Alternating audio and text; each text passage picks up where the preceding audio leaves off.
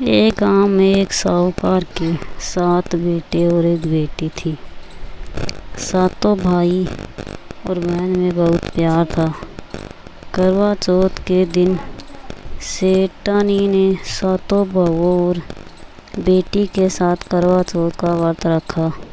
सातों भाई हमेशा अपनी बहन के साथ ही भोजन करते थे।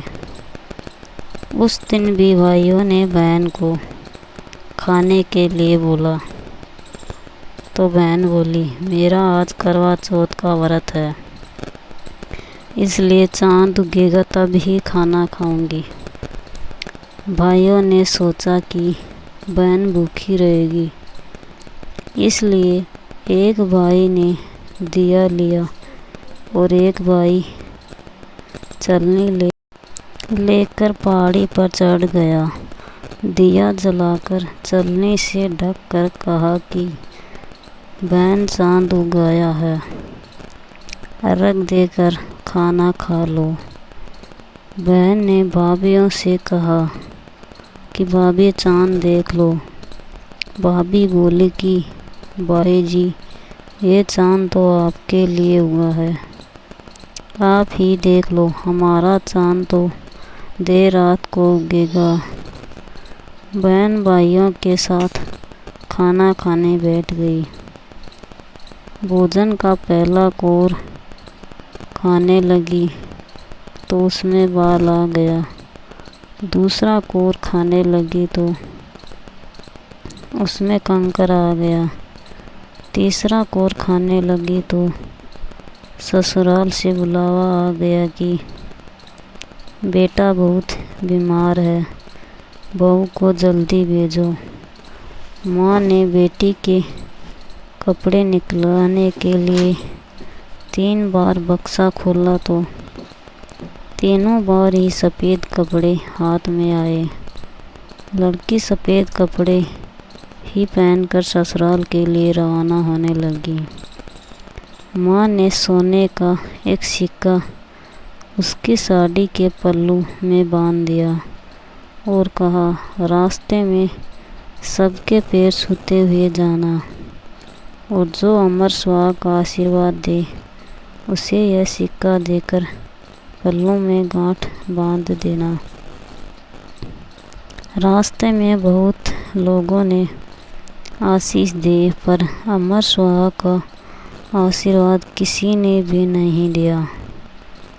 ससुराल पहुंचने पर उसने देखा कि पल्ले में जेठू थी।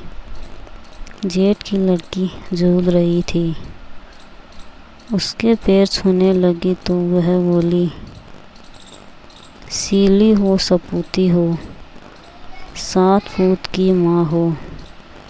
यह आशीष सुनते ही उसने सोने का सिक्का निकाल कर उसे दे दिया और पल्ले से गांठ बांध ली। घर के अंदर प्रवेश किया तो कमरे में पति को मृत अवस्था में पाया। उसने पति को ले जाने नहीं दिया। वह अपने मृत पति को लेकर रहने लगी और पति की सेवा करती रही। सासू बचा हुआ ठंडा बासी खाना नौकरानी के हाथ यह कहकर भिजवाती कि जा मुर्दा सेवनी को खाना दे आ। कुछ दिन बाद माघ महीने की तिल चौथ आई तो उसने माता से प्रार्थना की और कहा, माता, मुझे मेरी गलती का पश्चाताप है, मुझे माफ़ कर दो।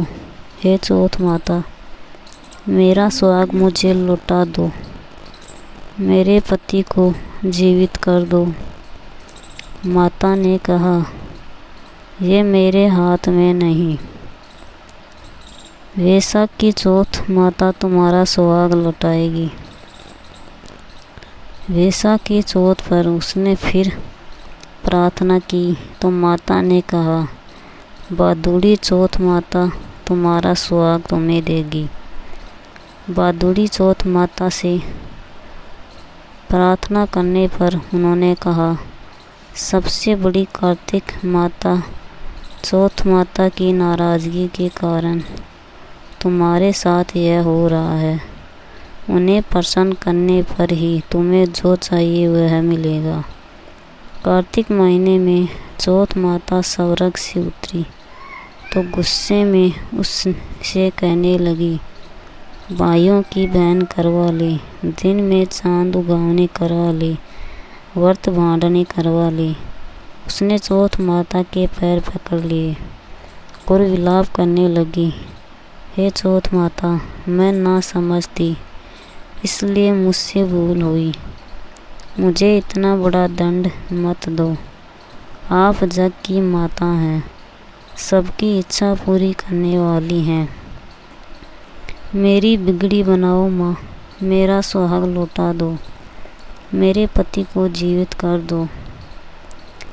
माता ने खुश होकर उसे अमर सुहाग का आशीर्वाद दे दिया। उसका पति उठा और बोला, मुझे तो बहुत नींद आई। तब उसने अपने पति को बताया कि वह 12 महीने से उसकी सेवा कर रही थी और चौथ माता ने उसका सुहाग उसे लौटाया है। पति ने कहा, हमें चौथ माता का उद्यापन करना चाहिए। उसने चौथ माता की कहानी सुनी और उद्यापन कर चूरमा बनाया। दोनों खा पीकर चौपड़ खेलने लगे। नौकरानी खाना लेकर आई तो यह देखकर तुरंत जाकर उसकी सासू को बताया। सासू ने आकर देखा तो बहुत खुश हुई। बहू से पूछा, यह सब कैसे हुआ? बहू ने सास के पैर छुए और बताया कि यह चौथ माता का आशीर्वाद है। सभी लोग चौथ माता की कृपा देखकर बहुत प्रसन्न हुए। सभी स्त्रियों ने पति की दीर्घायु के लिए चौथ माता का व्रत करने का निश्चय किया। हे चौथ माता, जैसा साहूकार की बेटी का सुहाग अमर किया, वैसा सभी का करना। कहने सुनने वाले को, हुंकारा भरने वाले को, सभी को अमर सुहाग देना। बोलो मंगल करणी, दुख हरणी चौथ माता की जय।